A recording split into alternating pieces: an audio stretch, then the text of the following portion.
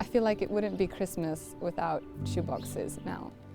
Being in this project for so long and seeing what shoeboxes do every year, there hasn't been a Christmas where I haven't seen shoeboxes being delivered. So I don't think I could imagine it in any other way. My name is Carmen. I work for Blythswood in Jimbolia. I'm from Jimbolia. I grew up here as a child, and I've been working for Blythswood for 5 years now. This particular area is one of the poorest areas of Jimbolia. It's right at the outskirts, and it used to be where factory workers lived during communism. The houses are very, very run down. A lot of them will not have electricity or running water inside. So we set up Talitakum 2 in a building that used to be part of the brick factory. This way, a lot of the children who come to the program are children who live right across the road.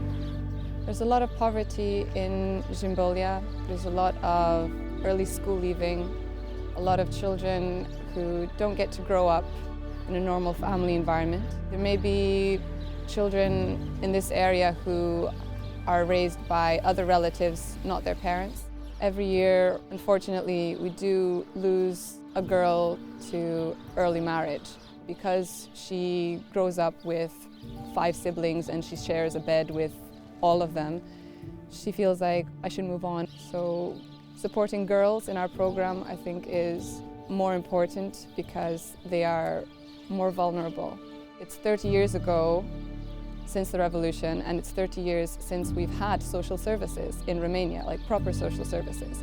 There was no child protection before the revolution because communists did not want to admit that there was any problem with children being abandoned or children living in poverty. The laws are fairly new, they're still changing, they still need to be improved. And local authorities are still not used to the idea of actually visiting families, helping them overcome their circumstance.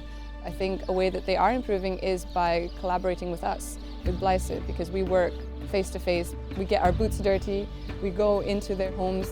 We work with quite a lot of families. We've got 80 children in our program. Our goal is to end poverty, especially child poverty, keeping them in school, helping them to read and write, and encouraging them to continue their education even after 8 years of school. We give shoeboxes to very needy families, people who have nothing, people who don't have a proper home, who don't have electricity, who can't buy these things themselves, people who wear rags even in winter or go barefoot. It's a wonderful experience to give them a shoebox and teach them about all these things, how they can use them, how they can take care of themselves. Before the shoebox lorry arrives, we all get very nervous with anticipation, and we think, okay, we have to be ready, we have to have people, we have to know what we're doing, where we're putting all the shoeboxes. Before the lorry arrives, we're like told maybe a day before or a few hours before. Everybody gets ready. We unload the lorry with maybe 4 or 5 people.